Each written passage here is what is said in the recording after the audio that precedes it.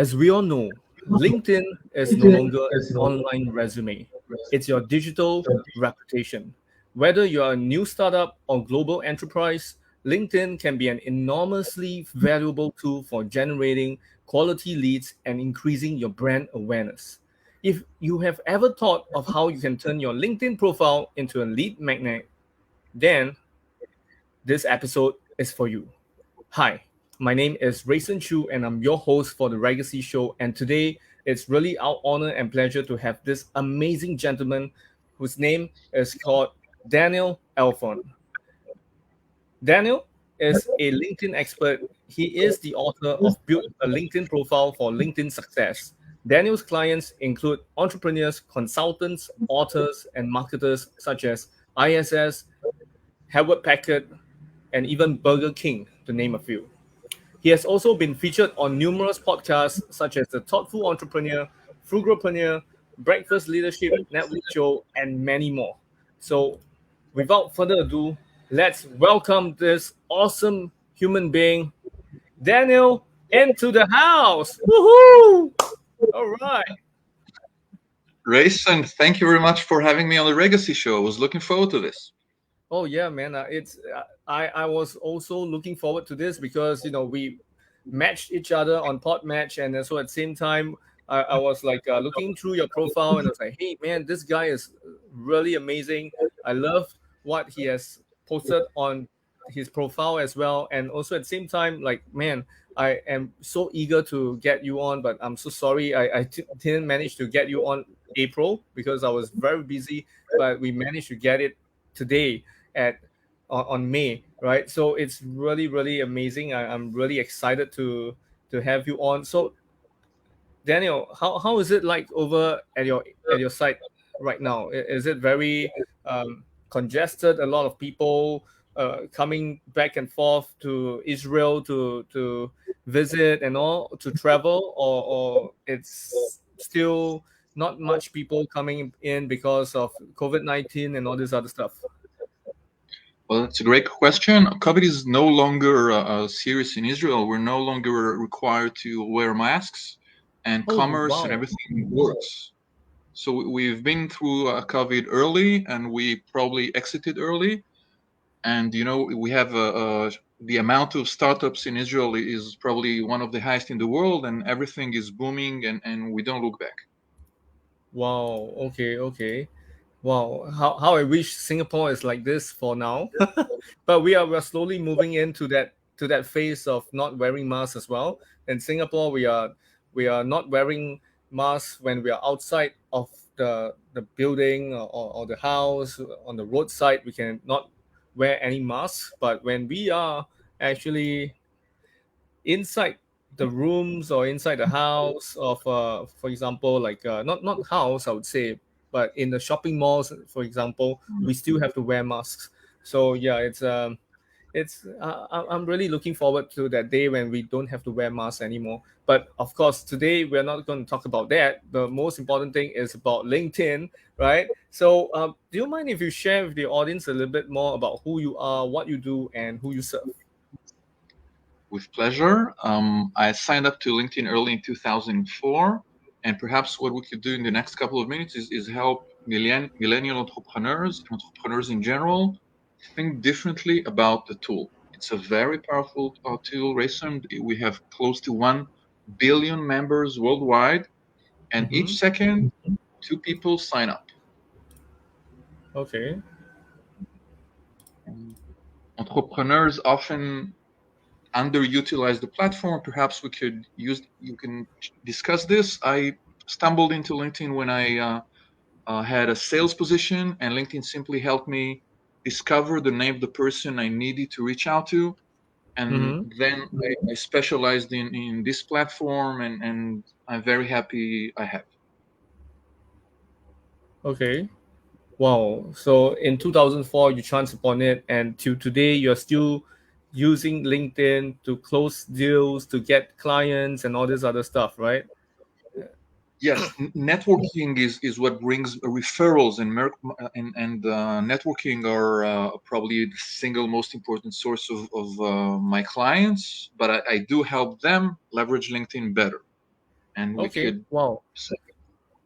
I see. All right. Nice. So do you mind if you share with us, right? Because I'm pretty sure a lot of entrepreneurs who are tuning in right now, they would be thinking about, I thought LinkedIn was supposed to be like this. I thought LinkedIn's supposed to be like that. So do you mind if you share with the audience a little bit more about what are the 5 myths about LinkedIn that you can share with our audience? With pleasure. The single most important thing to remember is that LinkedIn is what you'd like it to bring you, Rayson. Okay, so our audience here, as entrepreneurs, need to think about LinkedIn not as a place for their CV, but a place for them to showcase their product or their venture or their ideas. And Mm-hmm. if we can discuss maybe a few very common mistakes, then on LinkedIn, your individual profile, Rayson, is way, way more important than the company page. Oh, And okay. when entrepreneurs start, yeah, Why is that please. so? Simply consider that you probably follow on LinkedIn very few company pages, but you personally have thousands of connections or thousands of followers. Mm-hmm. And that means the profile page is pretty static, whereas every marketing activity will be thanks to your individual profile. You can't do much with the page. It's a static page, and on your profile you get a lot of connection requests, and you can show things and you can run advanced searches. So forget about the page and focus on your own individual profile, because that is what will bring you the best results. Oh, I see. Okay. Oh, okay. Then what's the other thing that is a myth for LinkedIn? Cool. So perhaps we could touch on the question of our connection strategy. Okay. And many entrepreneurs think that they need to have a gazillion connections in order to succeed on LinkedIn. Okay. And the Yep. truth is, you don't really have to. You need to pick a connection strategy that works for you. But if you're starting out, if you are young and you haven't been on LinkedIn that much, then you have a quote: everyone starts with 0 followers, right? Right. So if you think about it, it doesn't make sense for you to try and go to have a gazillion connections, because it will take you years. Okay. However, connect with people you know well, then that means that you can run advanced searches. Mm-hmm. And by running advanced searches, you'll find interesting prospects. And in some cases, Rayson, you will see that you and that person, that prospect, share a mutual connection. Okay. And that enables you to do is to leave LinkedIn and reach out to that mutual connection and ask them, say, could you introduce me to Gary Vee? Or could you introduce me to Mac Attram? Or could you introduce me to Jane Doe? And if that happens, then you can grow your business thanks to your network, and you could have 45 connections and gain revenues, and you could have 2,000 connections without successfully translating them into revenues and into business. And the metrics that count should not be vanity metrics. It should Yeah. be real life metrics. Okay. Okay. Oh, right, right. Yeah, I agree with you on that. I mean, like everyone has been looking at, oh, how many followers do I have? But it seems like it's the other way around. If we have like 1 million followers on LinkedIn, but yet we do not have any business transactions with them, like what you've mentioned, then it means that it's not of good quality. Those followers are just probably maybe bots or maybe people who just love to, like your posts and comments, but nothing else, right? Right. There's a whole marketplace on Fiverr. You can buy thousands of followers, for a few dollars. So it's not really relevant. What we ask our audience here is to decide whether in 2 years' time they would like to be the most connected or the best connected, and either way can work. If you do have 1 million followers, then you will get a lot of views and a lot of traffic and a lot of revenues due to that. But Yeah. and if you have a quality network, it means you can have a lot of referrals. The danger zone is actually staying in between, because many entrepreneurs, they don't want to pick a side. They want both quality and quantity. And the trouble is they end up having very little of either. Because if they have 3,000 connections and they think that's a lot, then on LinkedIn, it's not a lot, because most of those people will simply not see what it is that you share. So pick a side, either quality or quantity, and don't veer, don't change, because if you try to change, it will take you a lot of time. It will probably not be worth it. Okay. Okay. Nice. Okay. So we've touched on the first two the first two myths. Then what about the next one? I could see that there's more towards website and CV, right? And then there's Right. content and advertising, and then time and money. Do you mind if you explain Right. to us more in detail about that? With pleasure. When you started this broadcast, you mentioned entrepreneurs thinking about LinkedIn as a place for resumes. And if you're an Yeah. entrepreneur, then you shouldn't be looking for a job. You should be looking for prospects. So the questions you can ask yourself is, who's your ideal reader? What action would you like that those people to perform when they visit your profile? And are we providing them with the right information, Grayson, in the right order that will make them say, you are part of the solution? And that means it's not important whether you worked for that company in 2017 or 2019. What is important is to think of your own LinkedIn profile as a website that needs to convert your ideal reader. So for some Okay. entrepreneurs, the ideal reader would be beta users. For others, it would be talents they want to hire. For yet others, it could be partners. And for many entrepreneurs, it would be leads.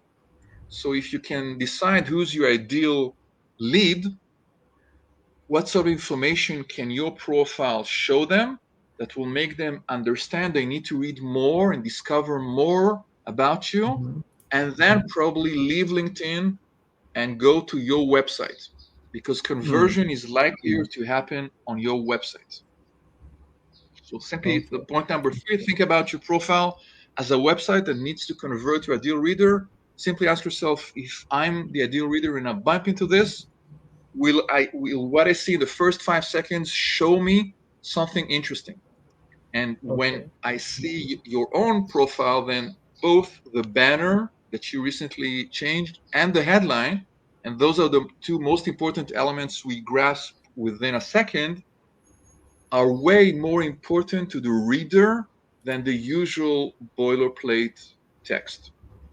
And what you said in your headline, it doesn't it starts with the celebrity whisperer. So Yeah. these 3 words make everyone reading it say, hey, what is the celebrity whisperer? I've never heard that combination before. And it does refer to the movie, so people can understand what it is, so that's best, but they are intrigued. What does that mean? And then they're able to discover more about you and go to Impact Ethiopia, or decide that they want to reach out to you. So simply build your your profile in a way that would convert your ideal reader, and there is a whole funnel of when people go to your profile, within the first few seconds they'll see the banner and they'll see the headline, and then it's our job to make them go from the top of the funnel to the very bottom, where they say, I want to reach out to you, Rayson. I have a question. I want to schedule a strategy call. I have a potential project I would like to discuss with you. And there are a number of obstacles here. So we try to remove the frictions and make it as easy as possible for people to discover you. You can also think about the keywords that people will use on LinkedIn. Billions of searches are run on the LinkedIn platform. So are you even incorporating the terms that your clients are likely to use when they run a search? Okay. And if they discover you, will they say, okay, I want to learn more, I want to scroll and see how you're featuring the best content, the best evergreen content that you have? And if they see that you share a mutual connection and they reach out to that person and they ask about Race and Shoe, will that person say that he knows you and that we need to communicate with you? If that's the case, then we move to the very bottom of the funnel where your prospect will say, hey, maybe we could discuss a potential project. So every entrepreneur listening to this simply needs to think of the funnel that exists on LinkedIn and make it as smooth as and easy for anyone they're interested in to discover them, to say, oh, that's interesting, and eventually to decide to reach out to you and discuss a potential partnership. Okay. Nice. Wow. Okay. So I truly believe like this is what you meant by when people do not know who you are and what you do. So you got to actually make sure that it is like a website of how you showcase your talents, your skill sets, and also at the same time your not so much of your work experiences, but probably I would say the recommendations by those people, right? LinkedIn recommendation has a lot of a chunk of people sending recommendations to you. That is also very important, right? Yes, you can say that you're the greatest, whatever it is, but if people say that about you, it carries more weight. It gives you more stardust, if you like. So yes, they're more important than endorsement or other things, and you could also leverage those recommendations. And when you think about the way that entrepreneurs are using the LinkedIn platform. Perhaps we can touch on the another element that was there, and that's content versus advertising.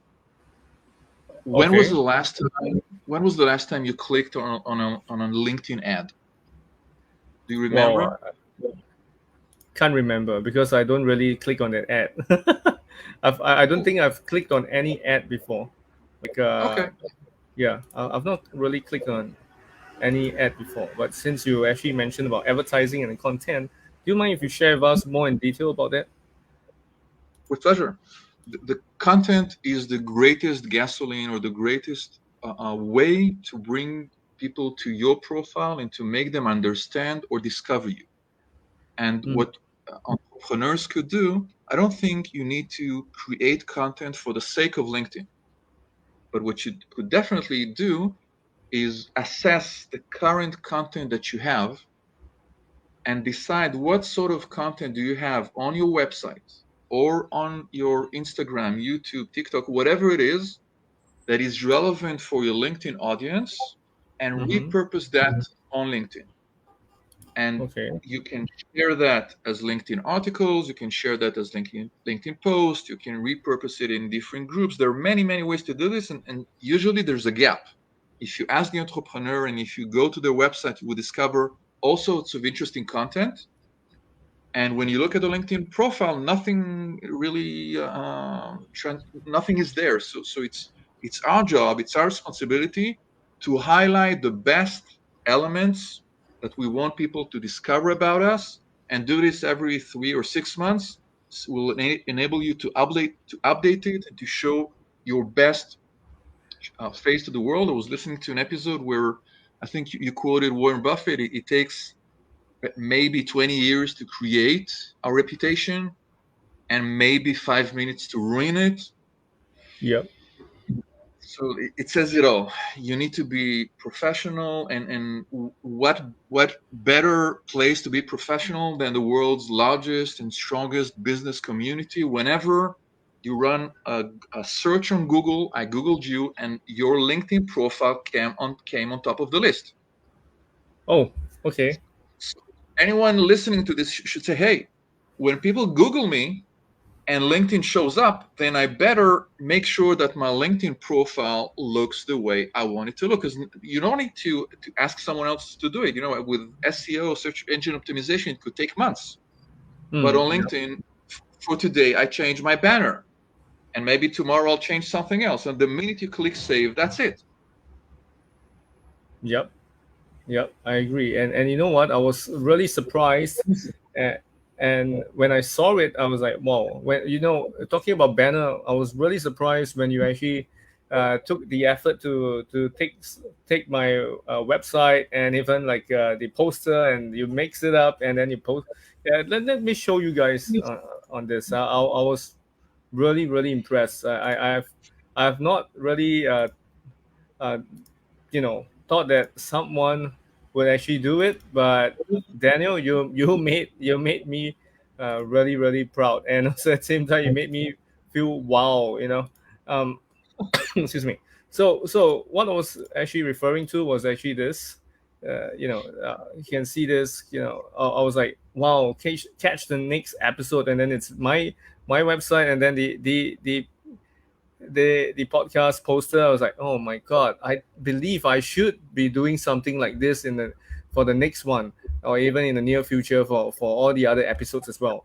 I mean, this is really good. I'm really grateful for this, and this is like I really find that the banner is really important because it draws attention as well, like what you mentioned. And yeah, I just wanna ask you, right? We talked about company page, the profile, why profile is way more important than the company page, the quality of it, the website and the content. Then how about that factor that I saw inside here, which says money, time is more than the money that we were that that is the myth of the LinkedIn. Right. With pleasure. The banner is simply a way for me to show my appreciation for our discussion today. So it's actually shows the fifth point, because I don't think you need to run and pay LinkedIn and invest in a premium account before you know the platform really well. Because most entrepreneurs are not likely to leverage more than 10% of LinkedIn's free capabilities. Of course, when you know the platform inside out, and when you know what's under the hood, then there are some advantages to a premium account. But if I only open up my LinkedIn account today and I paid, I wouldn't be able reason to even appreciate what I was offered, because there was no before and after thing. And the thing about the banner is that it takes a couple of minutes maybe to create content or to improve and update your profile, but it doesn't cost anything. You can use it in Canva, and you can use all sorts of free tools. It will take you a couple of minutes, and you can show the world whatever the best elements that you want. So focus on the right side. Your profile is way more important than your company page. The quality of your network is probably more important than the quantity of your connections. Think about your profile as a website and not as a CV. Understand that content is more important than advertising, because if recently you hasn't clicked on a LinkedIn ad and you spent hours on LinkedIn, then chances are your prospect will not click there either. And you don't have to pay LinkedIn, you do have to invest some time to understand it, or to hire someone who can save you some time. Okay. Wow, this is gold, man. I mean, like this is gold mine being mined within this few, I would say, few moments, like 10-20 minutes of our talk, and so many golden nuggets that we are actually getting from you. I really appreciate. And of course, for those of you who are joining in, I want to implore to you that LinkedIn is really amazing, and one of the best social media platform for you to leverage on and to network as well. And this is actually Daniel, who is a LinkedIn expert, and I'm really grateful that he is here to share with us not just about the myths, but also how you can actually improve on your LinkedIn presence and how you can get yourself out there. But we will touch on all this in a short while. All right. And speaking of which, you know, LinkedIn is like a website for many people right now. A lot of people have been typing in a lot of where they are featured and all this other stuff. And now I want to ask you, right? There's this thing called LinkedIn profile headline. Okay, so what is it that makes our profile headline so important? Right. The headline is the most important real estate on our profile, because whenever someone runs a search or discovers your profile, it's the single thing they see before deciding whether they'd like to read more about you. So there are three main sources of people discovering you on LinkedIn. One would be if I asked if I wanted to launch my entrepreneurial business, and I heard about you from someone I trust, then I would run a search for you and I would bump into your profile. But that means I already heard the name Rayson Chu from someone I trust, so I come really calm and have the time, and I'm asking myself, do I want to reach out to you? There's also a Okay. second element in that when people run search, they may run a search for entrepreneur, venture, startup, media, podcast, all sorts of terms, and you would be one of the results. And there may be 20 or 20,000 results. So the mind Okay. of the reader in that search, they probably have less than 5 seconds, because each time they click on a result, they think that, hey, I'm missing 20 other people out there. So when Okay. you decide about your headline, that your ideal headline needs to make people aware of the fact that they're missing out if they don't discover more about you. So it's the best element and the most important element that you need to work on. And my website has a giveaway a cheat sheet that would help you build a customer-centric headline instead of saying I'm the CEO or co-founder of Jane Doe Limited, because Jane Doe is not the household name. And what's important is to make people discover what it is that we have.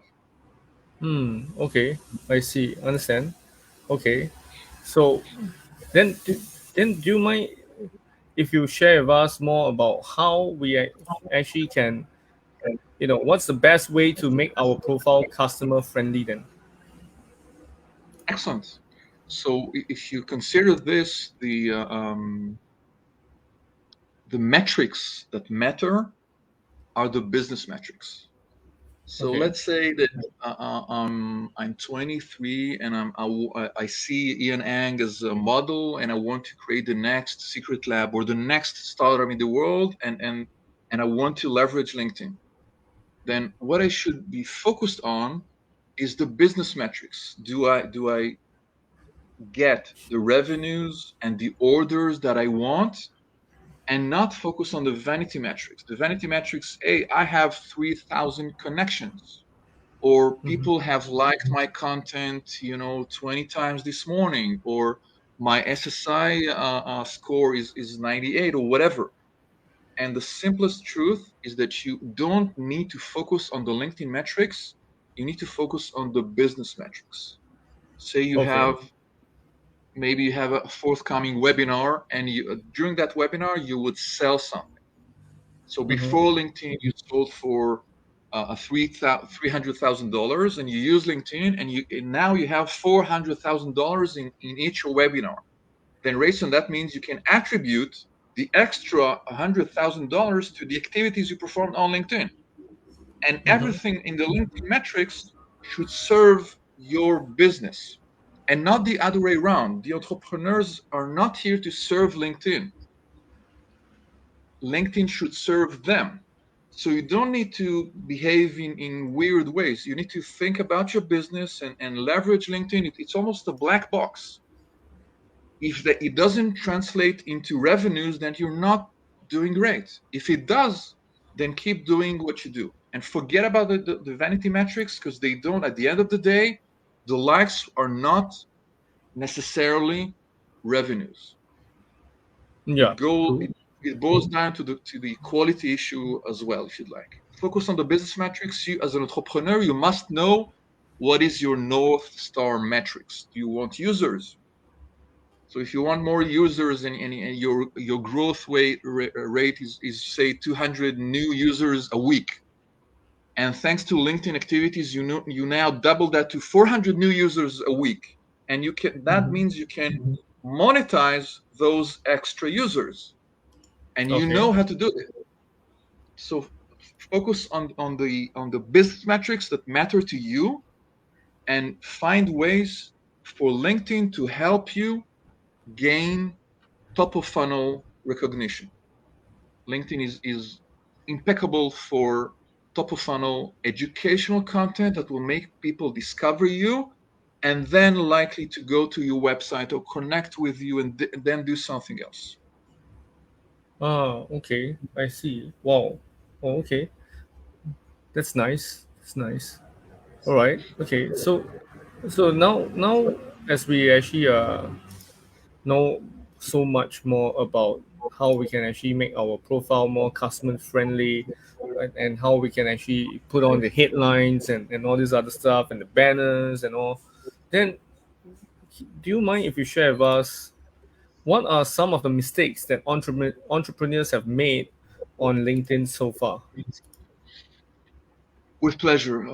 I think I would like to discuss a topic that relates to the element of our connections. Okay, so let's say that when you consider the fact that you see the 4 quadrants, one axis, the x-axis says how many connections you have. Okay, Okay. so when you sign up for LinkedIn, you have 0 connections, like you said, and then you move gradually to the right. You have 20 connections, 200 connections, 2,000 connections. And the second axis you can imagine is the axis of the amount of information you're providing your ideal reader. So, Rayson, if you provided no information, you're in the lower third. And if you provide them with the best links and the keywords and a great headline and the banner, then you're on top. So if you look at the 4 quadrants, what quadrant would be ideal for entrepreneurs to reach eventually? Which one would that be in your eyes? My eyes, I would say that it's definitely scale your business hills. Excellent. Right.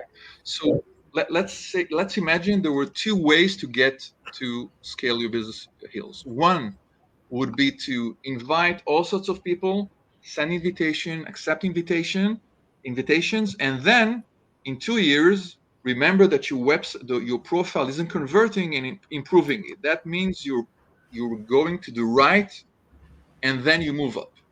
And there's a second option, and that means you first optimize your profile, and then you go to the right. Which do you think makes more sense? First right or first up? First up. Excellent. What do you think most entrepreneurs do? Do they go up or do they go right? They will go right most of the time. Yeah, Exactly. they'll go to the right because they want to gain vanity matrix. I believe, right? You're absolutely right. And the tragic thing about it is that imagine I would run a whole Google campaign for your name, and the very top results, when I click on that, instead of saying the Regency Show, I would see a page that's under construction.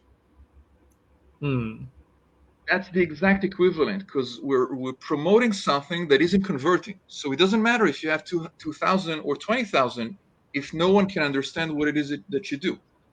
On the other hand, once your profile does provide that information, then each connection you have or each public action you perform on LinkedIn is likelier to convert into business metrics, revenues, inquiries, orders, downloads, subscriptions, whatever it is that you want. So I'm not saying you don't have to have connections, but if you start by sending invitations and accepting invitations without your profile being stellar, then you're underutilizing the platform and you're leaving lots of money on the table. Okay. Okay. Wow. Then, Daniel, what are some of the ways that we can actually do to improve our presence as an entrepreneur? Because since you said that we are leaving so much money on the table, then how can we actually recoup all this money back?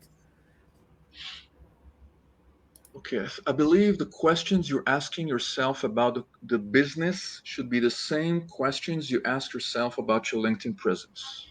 Okay, so if an entrepreneur is building a business now, they need to decide who their ideal reader is on LinkedIn and try to optimize that funnel. Perhaps what we could do, imagine that your ideal reader is, say, an executive in the SaaS industry that is the CIO of a growing startup, because you have found something that would make their lives easier. Mm-hmm. So the simplest thing to do, Grayson, would be to ask 2 or 3 CIOs to look at your profile, ideally people you're not connected with, and simply tell you what they think when they see that. And you'd be amazed by the things you would learn, because it doesn't matter what we think about our presence.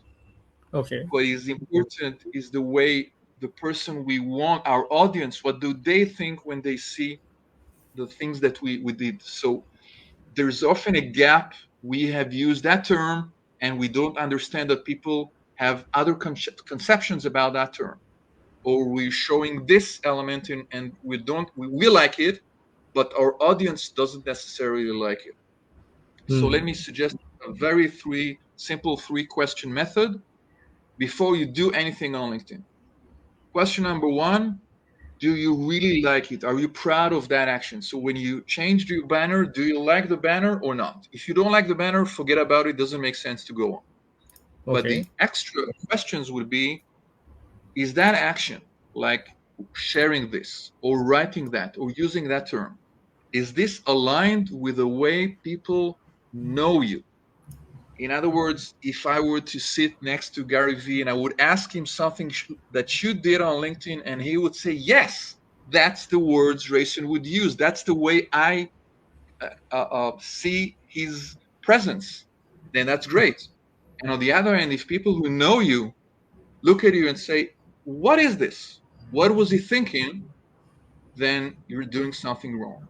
So first question is about you. Second question is about the alignment with what people think about you. A simple example would be, if I'm a serious person and you would see me share on LinkedIn only jokes, and Mm-hmm. whenever we meet, I never do say anything funny. So you would say, hey, what is happening here? Like, why is that person doing on LinkedIn something that is not natural and is not aligned with the way I know them? And Mm-hmm. if we have time for the third and most important question, your ideal reader, when they see that action, does it bring them closer to you, or does that make them take a step back? If they were Okay. hesitant about reaching out to you, when they see that action, are they likely to feel compelled to reach out to you? Or will they stop and say, hey, maybe that's not a good idea? So, first, you, then your network, and lastly, the people you want to reach out to. And if you have positive answer from all 3, then you're gold. Okay. Understand. All right. Wow. So this is how we improve our LinkedIn presence, and also at the same time, I'm just curious, right? Like the in terms of like in terms of like our I would say our conversation on being present in LinkedIn and all. But I remember I saw this very interesting phrase that you have, and that is you say that exposure is overrated on LinkedIn, right? So how often? Uh, so why is that so, and what could possibly be more important than exposure? Right. I love this question. And the thing is that your business objective is not exposure. Exposure is a means to an end. And why do I say that exposure is often overrated on LinkedIn? Because let's say that some entrepreneurs listening or watching this have, say, a network of 3,000 connections. Okay. Mhm. So when they share something, their assumption is that many people, many of their connections will see that content. But the truth is, like you know, that very few of those connections are likely to see what is it that you shared. Not because they say, I don't want the Race and Chew content. They may be fans of the Legacy Show. They may want to see everything you post. But they're not likely to visit LinkedIn exactly when you have that LinkedIn Live event or exactly when you share something. And scrolling in the feed is something that simply many LinkedIn users don't perform. So it's best to remember that maybe 2 to 3% of your network is even potentially seeing your content. Okay. So exposure on LinkedIn, when you have 30,000 connections, say 2% will see it, it's nice, okay? 1% of 30,000 is 300 people, 2% are 600 people, it's nice. But imagine I have 300 connections. I know all of them well. I get referrals, I get leads from them. And then someone tells me, why do you have only 300 connections? You need to go, you need to have more. And I decide to grow Rayson my network tenfold. I now have 3,000 connections. But what has happened here? Only 60 people will see my content. Okay, it was easier to find 54 people. That's the margin, and message them. And on the other hand, what I've done is pollute the quality of my network. I no longer can gain referrals because I wanted to have both. I wanted the quality and I wanted the quantity. So exposure happens when you have 25, 30, 50,000 connections. And quality happens when you know your network well. But the dead man zone is in the middle, where you have 3,000 connections, you think you're popular, and you don't understand why nothing happens. Nothing happens because not many people see that content, and most people don't care about what it is that you say because they don't really know you. Okay, I see. Wow, that's interesting. I mean, to know that uh, exposure is not so important as compared to, getting your message out right, and also at the same time getting people to look at your profile and to DM you, message you, and tell you, hey, I want to do business with you and all this other stuff. So I mean, this is something that I believe it's very important for businesses rather than just like how many people liking it, how the post, how many people are adding me, how many people are following me, how many people has viewed my post for that day, the impression and all this other stuff. So I truly believe that it is really really interesting that that how we should be looking at social media, not just LinkedIn. We can also use this on Instagram, on Facebook, and all the other stuff. And we can also make sure that we are actually doing things for business purposes rather than just vanity matrix. Because this show is all about entrepreneurs, right? So that's why everything is centered for entrepreneurs to help you guys to get your business going and growing as well.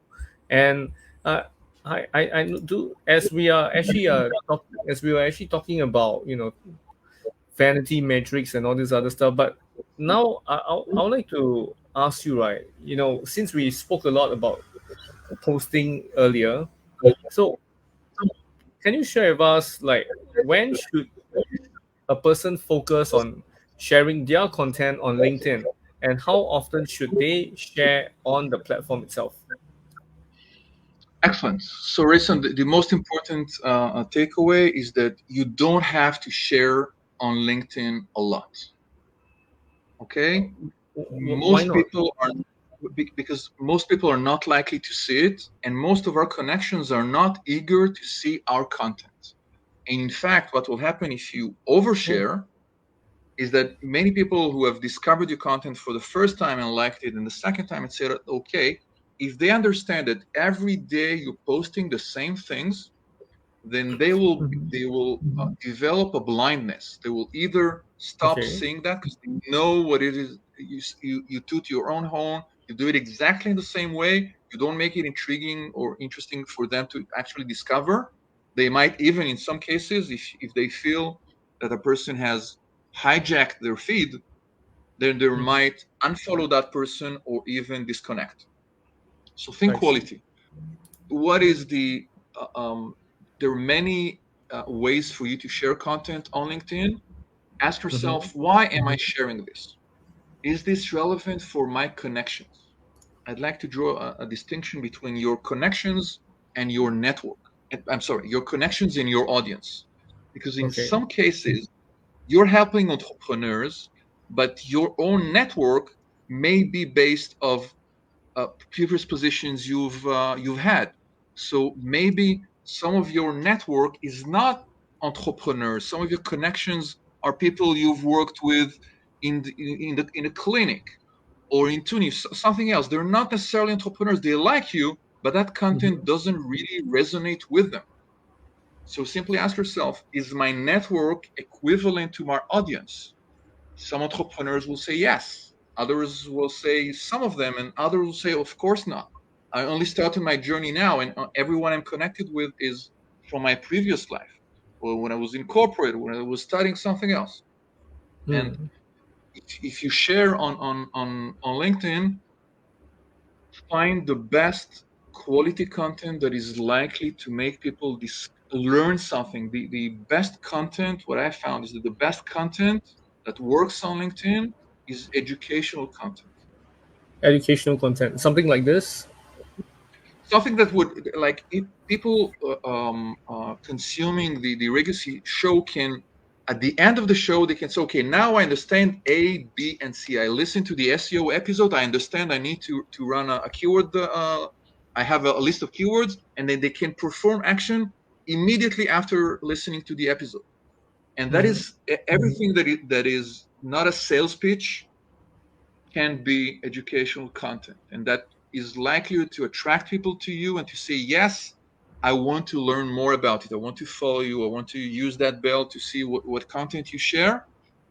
And it's probably better to share one high quality piece of content a month than sharing 3 times a week things that are less par, things that are not resonating with your audience, because you might lose a lot if you try to share every day because you think you need to share every day. No, you don't.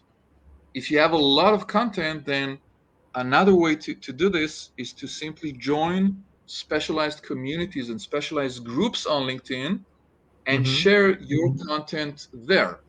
Instead of harassing our connections with showing them also the same sort of content every day, and when you share it in a specialized group, people have joined that group because they want to learn more about entrepreneurship. And you're probably not connected to most of them, so you get more eyeballs of potential customers or people discovering your content that way. Okay, I see. Oh, okay, interesting. Oh, now I learned something, and that is to, instead of posting private message to all these people, right? Correct me if I'm wrong. So like private messaging all of these people, hey, I have a new content, do check it out. Or probably like you keep just sharing on your posts and you think that people would look at it, but unfortunately only 2 to 3% of people watches your content, looks at your content, likes your content or whatsoever that you have posted. And also at the same time, we have to, like you mentioned, post one high quality content a month. And for high quality content, do you mind if you share with us like any examples of high quality content that you have actually done before and it has actually garnered a lot of attention, not just eyeballs, but also money coming into your table? Sure. So what I could do is for the show notes, I'll share a LinkedIn article with a flow chart of how to share content on LinkedIn, but for the sake of a discussion, let's put it aside. The content that is likeliest to resonate with your audience is an analysis that they can learn something from and execute. Okay, so the content that worked for me is also of education, LinkedIn educational content. Like we dived into the importance of the profile headline. So I had one quick video or the cheat sheet before it was on my website, and I got lots of traction, lots of people messaging me and say, okay, so thank you. Now I've improved my headline from A to B. What do you think? And it was overwhelming because there were many people who wanted my opinion in that time. And the way you can think about it is that if the audience you're targeting is say millennial entrepreneurs, then simply ask yourself, Rayson, what are the questions they're struggling with? Okay. And you've helped an enormous amount of entrepreneurs. I think you know the questions. And once you know the questions, you simply ask yourself, okay, what sort of content can I make that will answer some of those questions? And if you want to tie it back to your business, then a great way to do it would be to show them how to get from point A to point B. Mm-hmm. And at the end of point B, you say, there is also a point C I would love to show you. And they've understood, they've gained value from the free information you provided. And now that you open their eyes and they understand there's a lot more to this.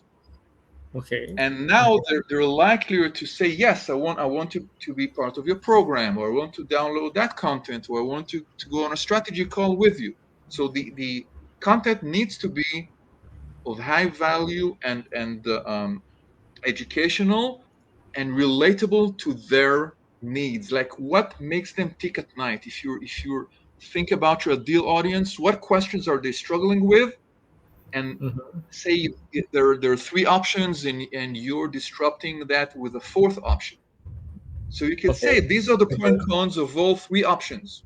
And by the way, my startup is now working on a fourth option. If you'd like to learn more, reach out to us.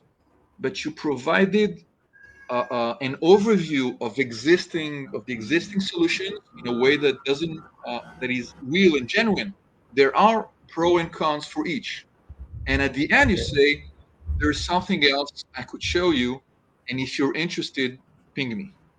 That's the sort of content that is likely to resonate with people and also help you grow your own business.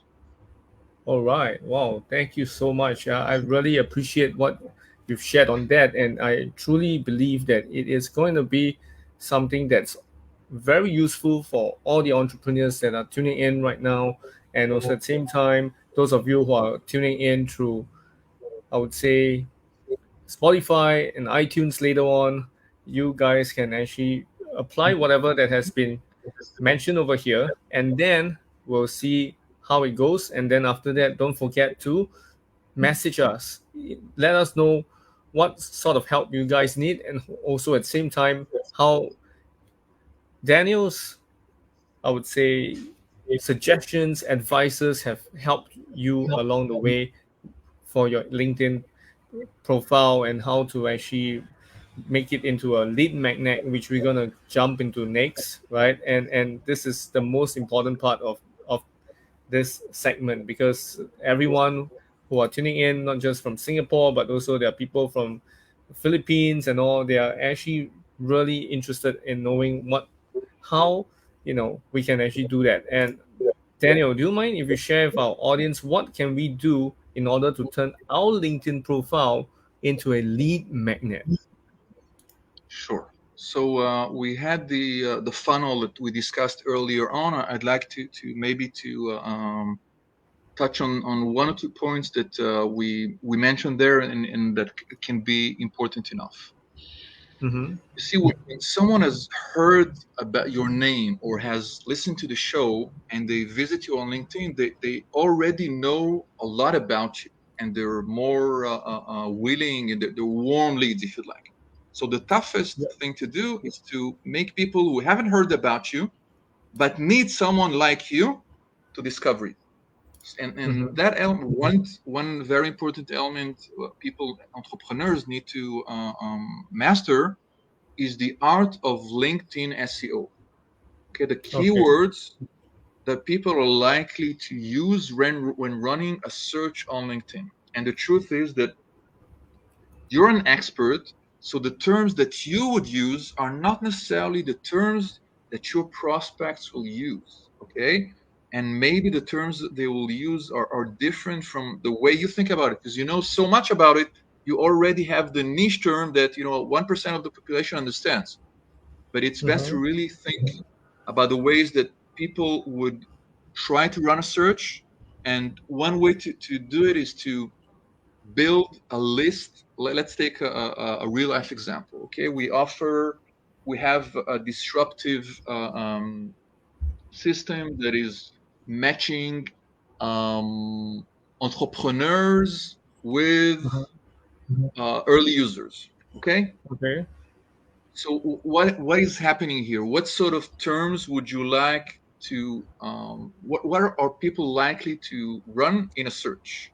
So they would enter maybe users and traction and downloads and startup and IoT and all sorts of things that are related to their venture or to what they like to have. And what you could do is even look at some job descriptions and build based on a list of 60 terms that people are likely to use. Shouldn't take you more than an hour. I think 20 you have within a minute, and then you can look up and have a list of 60 terms. Stage number 2 is going to your profile and ask yourself, okay, what terms have I used on my current LinkedIn profile? And many entrepreneurs will say, okay, out of those 60 terms, I do have 5, 10, 15, 20, 30. But there's a whole bunch of terms that are nowhere to be found on my profile. And what's important to understand is that when you run a search on LinkedIn, LinkedIn indexes everything from the headline we mentioned to the about section, to the experience section, and even the skills section. So let's say we have the term users, and we have the term downloads, and we have the term disruption. How can we enter those terms in our profile? We can add it to the description of our current venture. Our venture is helping startups move from 10 users to 1,000 users. How do we do that? We help users discover the solution. We show them why to download this, and we enable you to disrupt the startup scene, whatever it is that is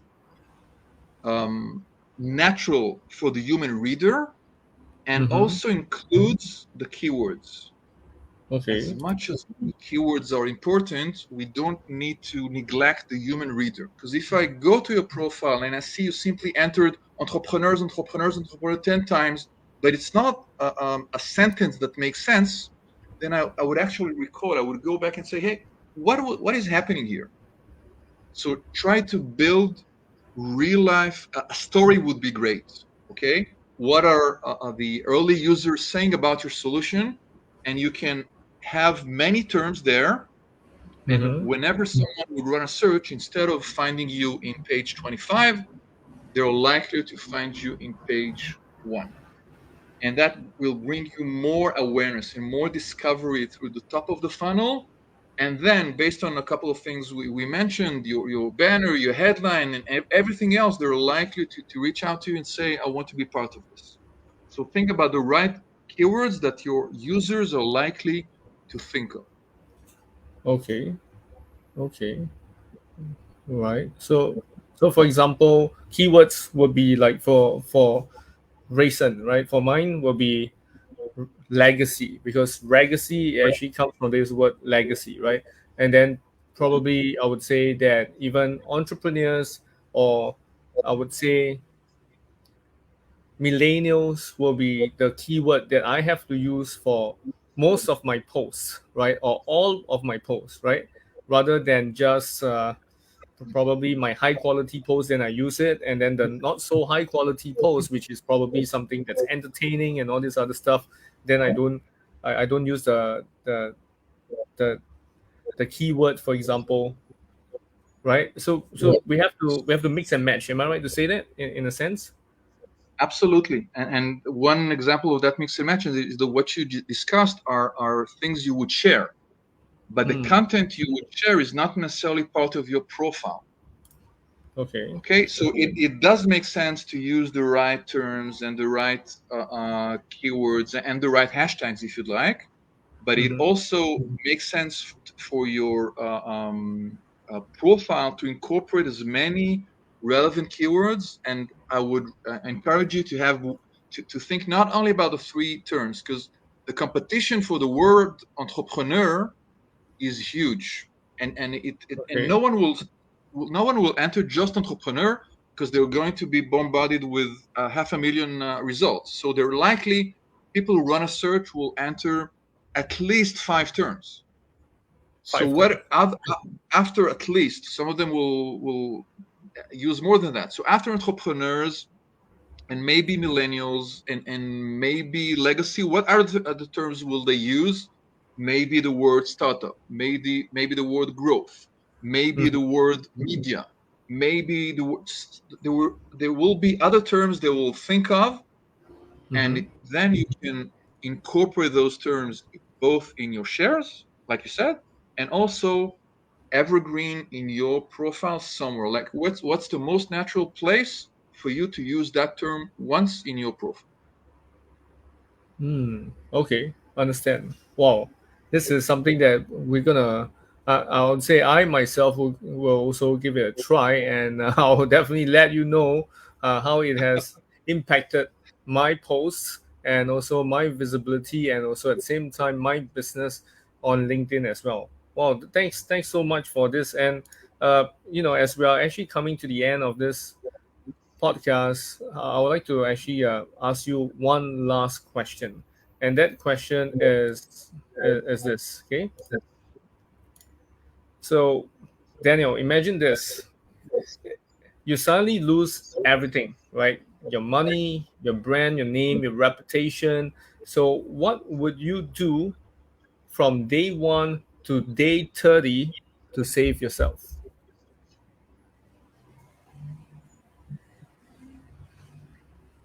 All right. At the risk of disappointing you, I don't live my life waiting for my last 30 days, and life is way too short for me to handle this way. So I don't think I would change anything radical, because at the end of this show, I might walk in the street and a car might pull me, and that would be the end of my legacy. So I think you need to live your life knowing that we received a gift, and each day we have, we need to make the most of. And I wouldn't like to think that I wasted my life. So if something is important to you, you need to do it now. So if family is important, if your venture is important, if music is important, whatever it is that will give you the energies to go on, is something that you need to be to make part and parcel of your life. Otherwise, at one day you'll look back and say, hey, what have I done? What have I done with that gift that I was given? And it's I wouldn't change anything. I'd probably take my family out for a walk or for a restaurant, but nothing. If I want to read, I read. If I want to listen to music, I listen to music. If I want to hang out with people, I do it, because life is too short to be handled otherwise. Okay, so meaning to say that if let's say you lose all your money, your business and all, what you will do is you won't go and work first. You won't go and think about what business venture you're gonna work on. You just go and do whatever that's important first before you go and find your next income. You go and find your next opportunity in a sense. Am I right to say that? Right. The second part of the answer would be to rely on my network. Okay, we may move from Singapore to Taiwan. We may move from one venture to the other, but I think the people we've worked with are the ones who can say, okay, I understand you're in deep trouble now. I can help you either by suggesting that you do this with us, or I can hook you up with someone who needs your skills. And something important that entrepreneurs need to understand is that in some cases, our venture fails. Yeah. In many cases, our ventures fail. Our startup will not succeed. But what we have learned along the way is not something that we lose. We've learned valuable lessons, and that means that the second time we want to build our business, we are probably likelier to build a more stable and robust and successful business simply because we failed. So we don't need to say, wow, I failed. That's nice. But the lessons from our failings is likely to make our next venture succeed. And I would rely on my network to try and help me build something else. Okay. Wow. Well, as you all know, it's always always this amazing saying that says that your networks equals to your net worth, right? In a sense. So I truly believe in this, especially the 5 people that you mix with is equivalent to how you're gonna lead your life in the next 5 10 years of your life. So I truly agree with what you have said, Daniel. It's really important when it comes to losing everything, and then what you need is actually not, you know, going out to party and, oh yes, I lost everything, but in fact is to find that close knitted gang of people that has always been there for you, be it family, friends, or even colleagues or ex-colleagues that has been there for you, and they are definitely going to be there in your tragedy, in helping you out of that pit hole that you're in. And wow, really enjoyed the whole conversation with you. I really appreciate all the amazing golden nuggets that you've shared with all of us. So do you mind if you share with the audience where can they find you? If, let's say, after this episode they are keen to know more about how they can get you to help them with your services, what's your website or your social media that you can actually share with them? With pleasure. It was my pleasure, and I learned even more from our discussion. It's always interesting to hear about the way other people think, and I'm thankful for you taking the time to have me on the Regacy Show. My website is probably the best place to head to. It's danielalfon.com, Daniel, and then ALFON. There are all sorts of downloads and guides and a store and articles and a way to reach out or to schedule a call or to download the freebie. And I look forward to helping anyone interested. Simply reach out. Say I was listening to the Legacy Show and now I have a question, and that would take them to the top of the list. All right, awesome. So for those of you who has been tuning in for the Ragnacy Show and has been supporting us, I really appreciate you guys. I really love you guys a lot, and also at the same time, I just want to say thank you to Daniel for taking this opportunity to be here to actually take your time off from your busy schedule to speak with us, to share with us. I really appreciate it. And with that, I would like to let you guys know that next week we're gonna have another guest coming on, and we're gonna have subsequent guests coming on week in and week out. So you guys stay tuned for all these amazing guests that are coming from around the world. Today we have someone from Israel. Next week we're gonna have someone from the States, and we're gonna have a lot of discussion on the latest trends and even cryptocurrency and etc. So with that, I want to say is you guys have one life to live, so you gonna take whatever knowledge and wisdom that's being digested here, that's been shared out here. Go and digest it and make it your own recipe of your own success. Okay, so I really am fortunate to have so many amazing guests, and even Daniel is one of the guests that we have here that's really inspired us.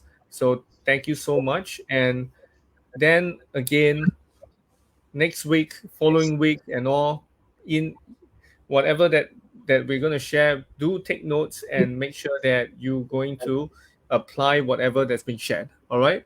So with that, I'll see you guys real soon, and stay tuned for the next episode of the Legacy Show. All right. Take care. Bye bye. Stay safe.